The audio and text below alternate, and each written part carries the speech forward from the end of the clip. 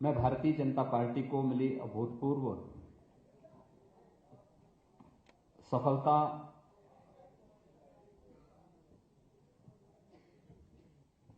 Bharatiya Janata party की सरकार के रूप में शपथ ग्रहण का कार्यक्रम संपन्न हुआ है। विकास और सुशासन के लिए भारतीय जनता पार्टी को भारी समर्थन देने के लिए प्रदेश की जनता के प्रति हम आभार व्यक्त करते हैं। उत्तर प्रदेश एकात्म मानववाद के प्रणेता पंडित दीनदयाल उपाध्याय जी की जन्मभूमि और कर्मभूमि का सौभाग्य प्राप्त किया है। ऐसे महापुरुष को नमन करते हुए सर्वे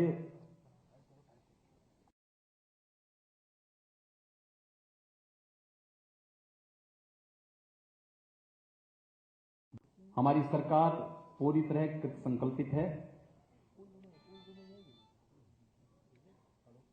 इस मौके पर आप सबके माध्यम से हम प्रदेश की जनता को पूरी तरह आश्वस्त करना चाहते हैं। राज्य सरकार उत्तर प्रदेश को विकास और खुशहाली के रास्ते पर तेजी से आगे बढ़ाने के लिए जो भी प्रभावी कदम उठाने की आवश्यकता पड़ेगी, कहीं भी कोई कौर कसर नहीं। अपने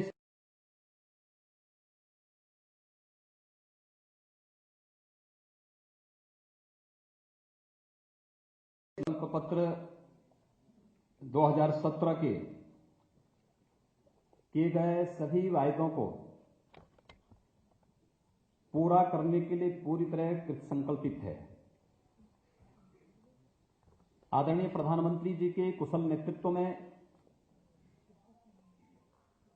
केंद्र में भारतीय जनता पार्टी की सरकार ने विकास और सुशासन के माध्यम से सबका साथ और सबका विकास का जो संकल्प लिया है,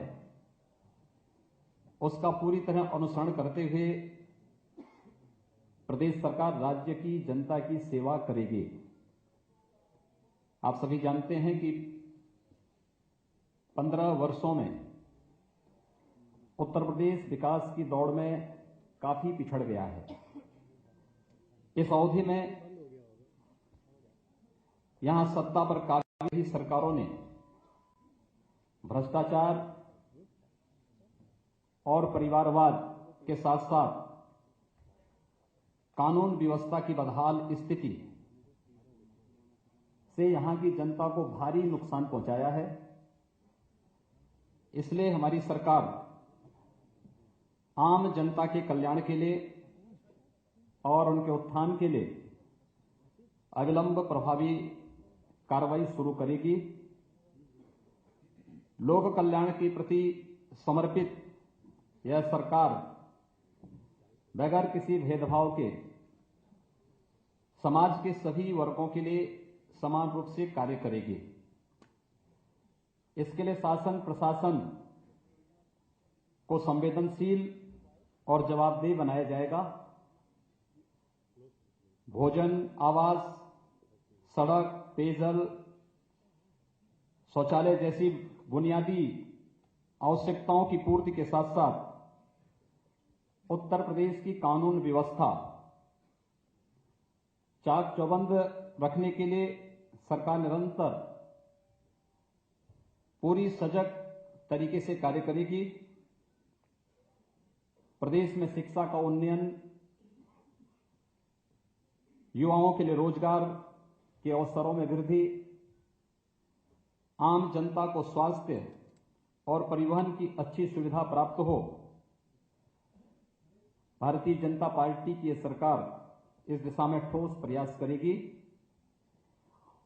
समाज के गरीब, दलित एवं पिछड़े वर्गों के कल्याण के लिए विशेष प्रयास किए जाएंगे। हमारे प्रदेश की आबादी का एक बड़ा हिस्सा ग्रामीण इलाकों में रहता है। अपनी आजीविका के लिए उन्हें खेती पर निर्भर रहना पड़ता है। इसे ध्यान में रखते हुए राज्य सरकार यह सुनिश्चित करेगी कि कृषि ही प्रदेश के विकास का आधार बने। कृषि, किसान तथा खेतीहर मजदूर, इन तीनों के विकास के लिए हर स्तर पर प्रयास किए जाएंगे। प्रदेश सरकार महिलाओं के सशक्तिकरण, उन्हें समान अवसर देने के लिए हर संभव प्रयास करेगी। महिलाओं की सुरक्षा, सशक्तिकरण और सम्मान के लिए कोई कोर कसर बाकी नहीं रखेगी।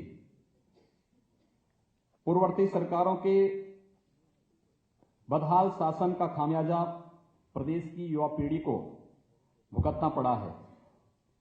युवाओं को गुणात्मक शिक्षा सुलभ हो तथा कौशल विकास के माध्यम से उन्हें रोजगार के सुगम अवसर प्राप्त हों, इसके लिए भी प्रदेश सरकार पूरी संवेदनशीलता से कार्य करेगी। सरकारी नौकरियों की भर्ती प्रक्रिया को भ्रष्टाचार विहीन एवं पारदर्शी बनाया जाएगा। निवेश को बढ़ावा देते हुए राज्य का संतुलित औद्योगिक विकास भी किया जाएगा। इसके माध्यम से जहां एक ओर प्रदेश को आर्थिक विकास होगा, वहीं दूसरी ओर हमारे नौजवानों को राज्य में ही रोजगार के अवसर प्राप्त होंगे। और अंत में मैं एक बार पुनः इस बात का विश्वास दिलाना चाहता हूं कि उत्तर प्रदेश में परिवर्तन लाने का जो जनादेश भारतीय जनता पार्टी की सरकार को प्राप्त हुआ है, उसके सकारात्मक परिणाम अतिशीघ्र दिखने लगेंगे। आप सब ने आज नए मंत्रिमंडल के शपथ ग्रहण समारोह के आप सब साक्षी रहे हैं। हम लोगों ने सबका साथ और सबके विकास की बात कही थी। मंत्रिमंडल के शपथ ग्रहण समारोह में आपको वह दृश्य दिखाई दिया होगा। आप सबको बहुत बहुत धन्यवाद।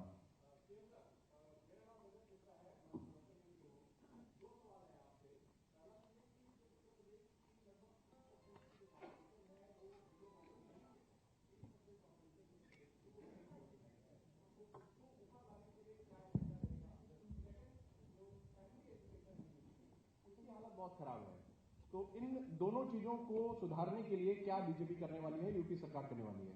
भारतीय जनता पार्टी ने चुनाव के पूर्व जनता के सामने अपना विजन डॉक्यूमेंट के रूप में लोक कल्याण संकल्प पत्र रखा था। लोक कल्याण संकल्प पत्र के माध्यम से जो भी हम लोगों ने प्रदेश की जनता से वायदे किए हैं, हम उनको पूरा करने के लिए कृत संकल्पित हैं। चाहे वह खेतीहर मजदूर हो या हमारा किसान, इन सब के उन्नयन के लिए, उनकी आय को दुगना करने के लिए, युवाओं के रोजगार सृजन करने के लिए ठोस कदम उठाए जा रहे हैं और आपको हम परिणाम देंगे। आज हम सब ने एक औपचारिक कैबिनेट की बैठक की है, मंत्री परिषद का एक परिचय का एक बैठक की है। उस बैठक के बारे में हमारे वरिष्ठ सहयोगी श्री सिद्धार्थनाथ सिंह जी और श्रीकांत शर्मा जी आपको अवगत कराएंगे।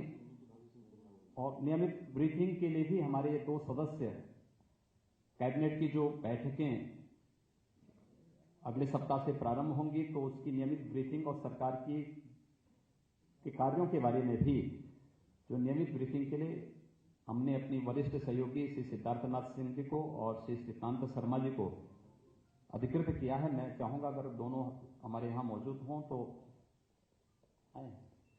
सिद्धार्थनाथ सिंह जी। मुख्यमंत्री जी, एक सवाल मुख्यमंत्री जी। मुख्यमंत्री जी, आज मेरा नाम आप विश्वास करिए, एक बार कार्य करने दीजिए, उसके बाद फिर आगे बात। बहुत छोटा सवाल है। मुख्यमंत्री जी, मेरा नाम उत्कर्ष सिन्हा है। आज हम लोग केवल धन्यवाद ज्ञापित करने के लिए आपके पास हैं। एक सवाल का जवाब दे दीजिए सर।